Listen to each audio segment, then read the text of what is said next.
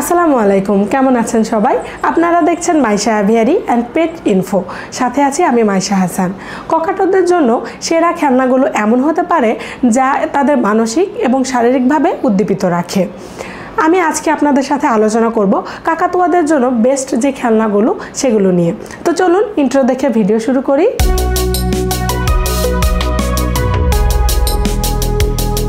কাকাতুয়াদের জন্য সেরা খেলনা হতে পারে কাঠের বা বাঁশের তৈরি খেলনা, যা ওরা চিবাতে পারে বা বাইট করতে পারে। কাঠ বা বাঁশের তৈরি খেলনা কাকাতুয়াদের জন্য খুবই নিরাপদ, যেমন natural wood chew toy, coconut shell toy কাকাতুয়াদের ঠোঁটের স্বাস্থ্য ভালো রাখতে সাহায্য করে, কেননা ওরা বাইট করতে বেশ পছন্দ করে। আর এখানে আমি আরও একটা ট্রিক শেয়ার করি আপনাদের সাথে, সেটা হচ্ছে ওদের ঠোঁটের পরিচর্যার জন্য যেটা আপনারা কাকাতুয়াদের ঠোঁট কালো আর গ্লোসি রাখতে সাহায্য করবে, সেটা হচ্ছে অর্গানিক নারকেল তেল।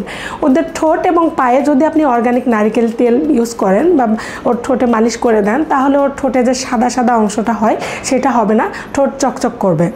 আর ওদেরকে ধাঁধার মতো যেই খেলনাগুলো পাওয়া যায়, যেমন যেই খেলনাতে ওদের খাবার লুকিয়ে রাখতে পারবে, এই টাইপ খেলনা আপনি ব্যবহার করতে পারেন ওদের জন্য। ওই খেলনাগুলোতে আপনি খাবার লুকিয়ে রাখলে ও খুঁজে বের করবে, যা কাকাতুয়াদের বুদ্ধিমত্তা বাড়াতে সহায়তা করে। এই যে দেখছেন আমার হাতে যে খেলনা, এই খেলনাটাও কিন্তু আপনারা খাবার লুকিয়ে রাখার ক্ষেত্রে ব্যবহার করতে পারবেন।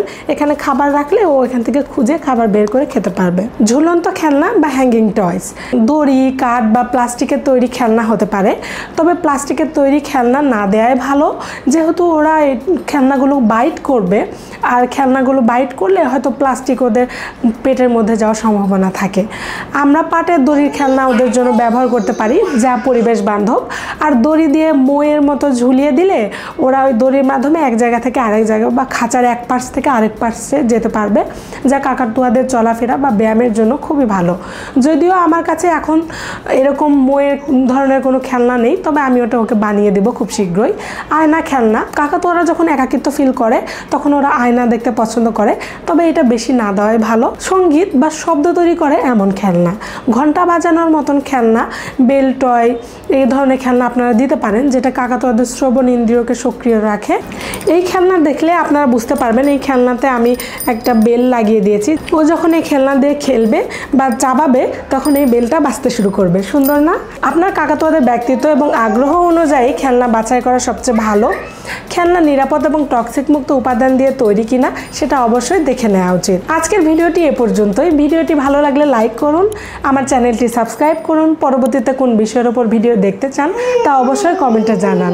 আল্লাহ হাফেজ।